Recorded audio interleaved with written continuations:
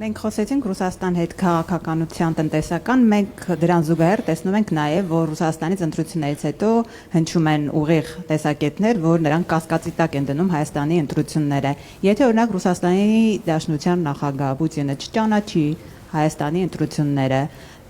ձեր կարծիքով ինչպիսի իրավիճակ ստեղծվի հայ-ռուսական հարաբերություններում եւ դա ինչ հետևանքներով է հղի։ Ես անհանգիստ եմ, որ նույնիսկ եթե ճանաչի էլ դա լավ բանի չի բերելու, ինչ է փոխվում, եթե չկա վստահություն։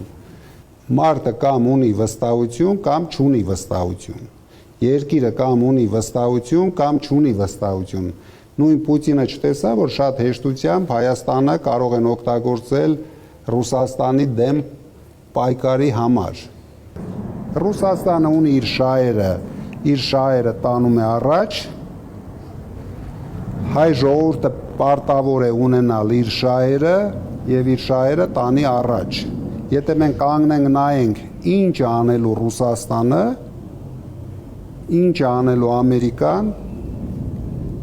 ինչ են անելու Եվրասոյուզի երկրները մեր հետ,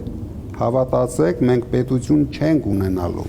Մենք պետք է ստեղծենք առաջի հերթին ուժեղ տնտեսության պետություն։ Մենք միջև չստեղծենք ուժեղ տնտեսության պետություն, մենք կախված ենք լինելու ոչ միայն Ռուսաստանից, նույնիսկ Մոզամբիկի պրեզիդենտը եթե չճանաչի, մենք վտանգ ենք ունենալու։ Մենք պետք է լինենք զարգացած տնտեսությամբ երկիր, վստահելի երկիր բոլորի համար։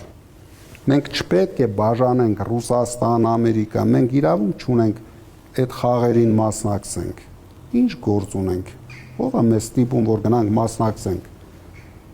Այսինքն միայն Փաշինյանը իշխանություն պահելու համար մենք ինչ որ խաղերի ենք մասնակցում։ Այդ խաղերը բերում են մեկ բան։ Վտանգ Հայաստանի պետությանը, վտանգ հայ ժողովրդին,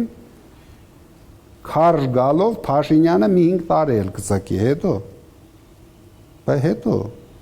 բա գոյություն ունի ժողովրդի ցասում, բա որ մի օր սկսվի դա, դրա համար մենք իրենց համար շատ լավ պայման էինք, խելք ունենային, չէին անի այդքան ապօրինություններ, հանգիստ փոխանցեին իշխանությունը